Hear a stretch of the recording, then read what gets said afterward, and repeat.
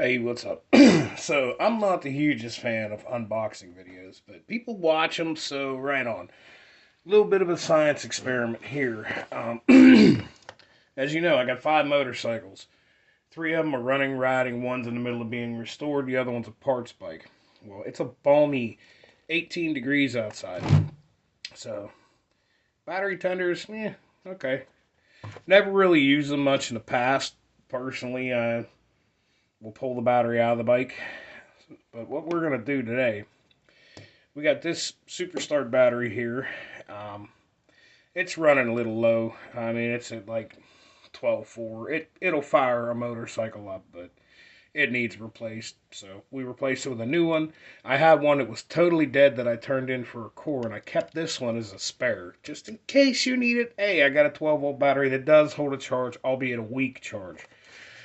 In this video, we're going to pull out a tester. We're gonna test the voltage on this, and we're gonna hook up this El Cheapo. This was literally $9. El Cheapo battery tender, and we're gonna see what it does with this old thing. Um, if I like the results, I may use this. As you know, I got 3 bikes, and my 2 riders. One is kind of an around town bike. It's a cruiser. The other one's a highway bike, and it's a little more convenient. A Honda Goldwing, dude. I got all the storage space in the world. I got the world's best suspension, everything. That's the one that gets the most miles. So this really won't need this, but my old Yamaha Roadstar will. So if this little guy can do a good job, we just might be using it. And the cool thing about it, it's got the clips on it. Now, the ones that actually bolt onto your battery and come with a plug, they're great, but that's for that one bike. I'm going to have 3 that are going to be ridden often. Now, the difference is you're going to actually have to pull a battery cover and install this. I don't mind doing that, to be honest with you. My cruiser bike may sit for 3 weeks at a time. So it would be good to have this on. Although in the summer, sitting for 3 weeks really won't hurt that bike a bit. Never has in the past. But so let's check this out and see what we got. See, the important thing with these is the way the system actually works. They're going to take the battery up to a certain voltage, and then they're going to shut off. A modulator with it, a small little unit. This is the important part of this whole getup, is this little brain. And being that this was like $9 and some change as opposed to $25 for regular battery tender, you're getting the part that you really need, this guy. And as I said, I really do not mind hooking and unhooking this, as opposed to having one that's permanently fixed. So, hold on one second. We're going to cut filming and I'll splice this together. I'm going to pull out my digital multimeter and show you the voltage on this before I turn this on. So, we'll cut this right here. Alright, let's see what we got here. Well, this is before I've hooked it up. And like I said, this battery's on its way out. It's very weak. So, we got her set up. And let's measure the voltage. If I get my meat hook out of the way.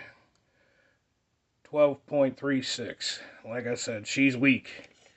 Should be a bit higher than that. So, we got her plugged in here. And pretty simple and straightforward. Green light says when it's charging. So, let's see. We got positive. And let's hook up the negative.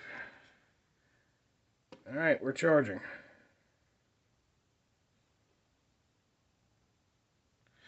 And apparently this will stop when it's fully charged. It's about 4:15. I'm going to head inside. I'm going to fix some dinner. Probably just going to let this guy cook all night. And we'll come back to this and we'll see where we're at with it. But let's see if this little $10 battery tender is worth a damn. So I will catch you, I don't know, maybe I'll come back out and check it tonight. I don't know. I'm going to give it a solid,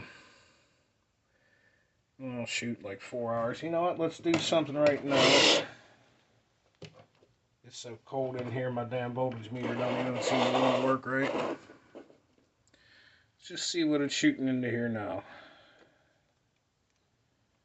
Have to be careful just to touch the battery. Yeah, okay. You can't see that, of course.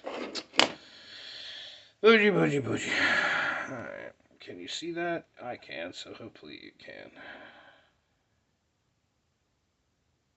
So we're taking it to about 12.9. 12.91, 12.92, 12.93. It's steadily rising. 12.94, 12.95. So it's definitely charging.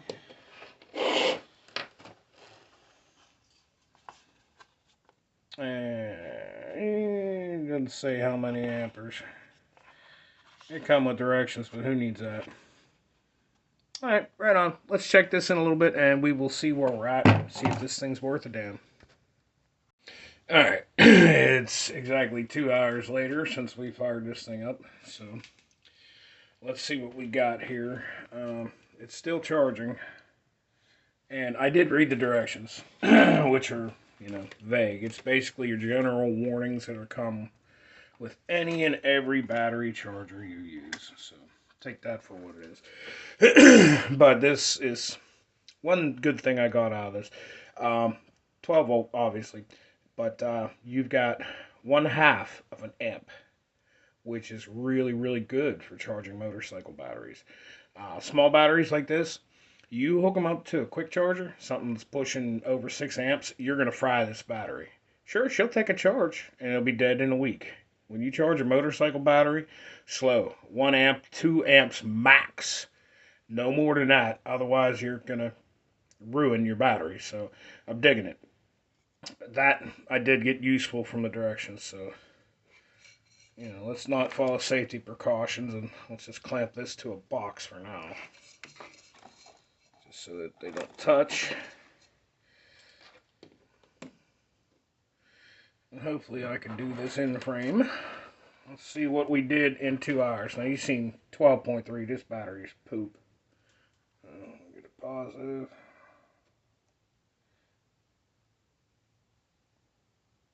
Can you read that? 12.86.